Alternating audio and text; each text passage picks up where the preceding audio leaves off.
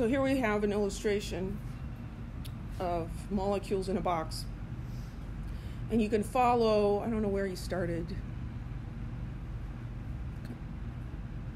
I guess we can start it here. So you start at this molecule and you can trace it around as it bounces off of other molecules and bounces off of the surface of the container. Oh, there, it just kind of goes into nothing. That's why I couldn't find it. How far it travels between collisions is called the free path. And so we can look at the average distance that a molecule travels, because it's going to vary. Sometimes it'll hit, like down here, it didn't go very far. Other times it'll go quite a long distance. But the average of all of those will be fairly consistent. It's called the mean free path. Mean is another kind of average. We observe that the mean free path decreases as the pressure increases. If we have increased pressure, that means either that the particles are moving faster or that we made the container smaller. But we've got more collisions, and so the mean free path decreases. Again, just an idea of how far that is relative to the size of the particles. If a nitrogen molecule is the size of a golf ball, it would travel about 40 feet between collisions. It would travel 40 feet in a straight line before it ran into anything, on average. Sometimes longer, sometimes shorter. So there's most of the time, these guys are just zinging along in a straight line. The process by which molecules spread out from a high concentration to a low concentration is called diffusion. So these are two words that you should learn the definition of, at least to distinguish them. Diffusion is molecules spreading due to concentration. Effusion is particles escaping through a small hole into a vacuum. So you've probably all experienced this. We'll take it back to elementary school. It's less embarrassing. You hear this noise in the corner, and then a couple minutes later, there's this nasty smell, right? Because somebody farted, right? And it stunk. And it started over there in the corner, and then it spreads until you can smell it all over the room, right? Why does it do that? Well, what you're smelling are gas molecules, and they spread out. Gases will spread out to fill the entire container. And the process by which they do that in something like a room is called diffusion. Now, how fast it diffuses depends on different things. So a heavier particle is going to diffuse more slowly, because at room temperature or any given temperature, a heavy particle will be moving more slowly than a small particle. So small particles move more quickly, they will diffuse faster. We'll look at effusion in a minute. The rates of effusion and diffusion are both related to the root mean square average velocity. You can leave out root mean square average, just think velocity. The rate of diffusion and effusion is related to the velocity of the particles. So we saw that the root mean square velocity was related to the molar mass, and so the rate of gas movement is also related to that. It's inversely proportional to the square root of its molar mass. So here is an illustration of effusion. So we've got a gas on this side of this container. There was nothing over here. Not just air, there was nothing. No air, nothing, a vacuum. Little tiny pinhole here. What these gas particles are going to do, I don't know about you, but what my mind thinks is, oh, the vacuum's going to suck them out. No, that's not actually how it works.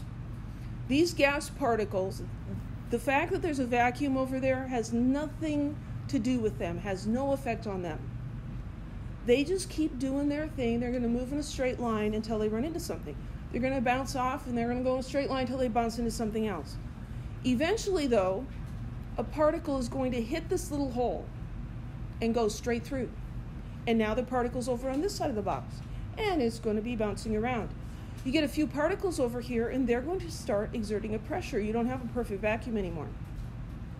These particles are not being sucked out. They're coming out just as they happen to hit that tiny hole. And that's what effusion is. The rate of effusion, how fast they get out, is related to how fast they're moving in here. If all of these are moving really slowly, then they're not going to hit that hole very frequently. If they're bouncing around like crazy, then they're going to hit the hole more frequently and get through faster. Does that make sense? So we can look at relative rates of effusion, the rate of one gas effusing to the rate of another gas, A to B, and that's going to be equal to the square root of the ratio of their masses, but upside down. And your book goes through some derivations and stuff, and I won't bore you with that. But if you're interested, it's all written out there, and it's kind of interesting. So if we were looking at air and helium, so if we were looking at, say, the rate of helium effusing versus the rate of air. Air is mostly nitrogen, so maybe let's just, call it nitrogen instead. That's going to be equal to the square root of, rate A is on top here, the molar mass of A is down here. So this is the molar mass in kilograms per mole. But what happens when we have kilograms per mole divided by kilograms per mole? The kilograms will cancel out, right? All the units cancel out. So we can use grams per mole there. So what's the molar mass of helium? 4.003 grams per mole. And nitrogen is 28.02 grams per mole. So the square root of that, 28.02 divided by 4.03, is 2.6. I'm just going to call it 2.6. We're not giving an answer for anything. We just need a rough. So what this is saying is that helium will escape through a hole 2.6 times faster than nitrogen. Think of life experience. If you have two balloons, exactly the same kind of balloon, one's filled with helium, one's filled with air, they're the same size, they're in the same room. Now obviously the one with helium is going to float, and the one with air in it is not going to float. Have you ever observed what happens a couple days later? Which balloon is going to be smaller?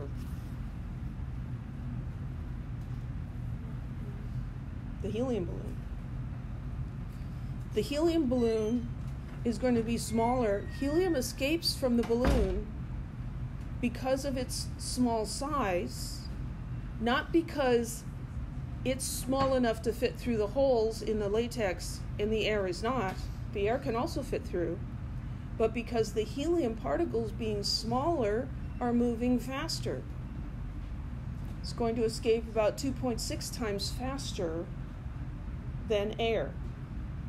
Now that's effusion, going from a pressure into a vacuum, but similar relationships apply from going a high pressure, like inside of a balloon, to a lower pressure outside the balloon. It's not that those particles are being squeezed out, it's just that they're bouncing around and they're happening to hit the holes. Any questions?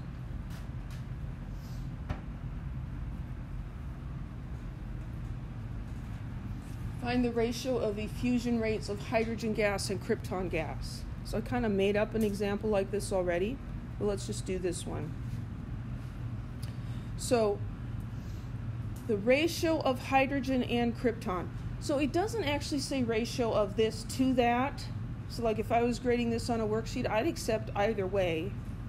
But let's just do hydrogen to krypton since hydrogen's first.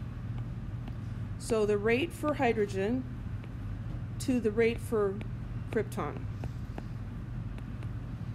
It's related to their molar masses.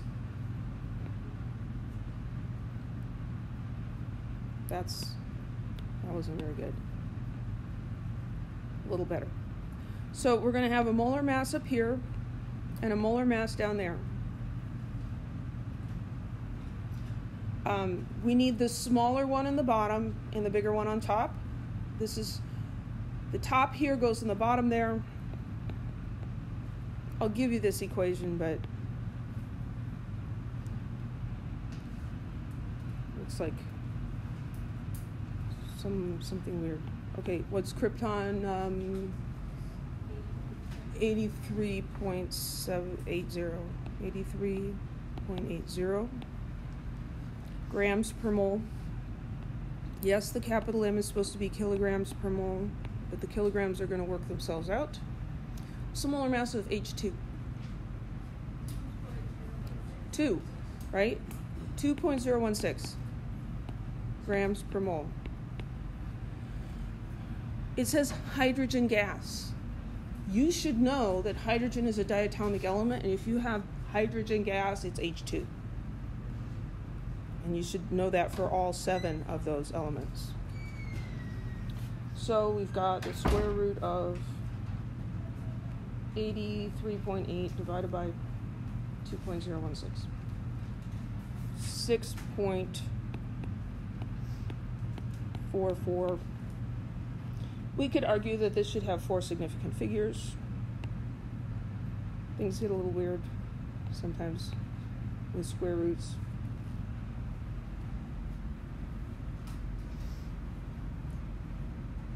So 6.447.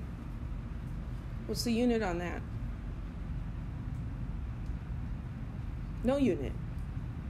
It's a ratio. Doesn't look like a ratio, does it? Looks like a number. It's 6.447 to 1.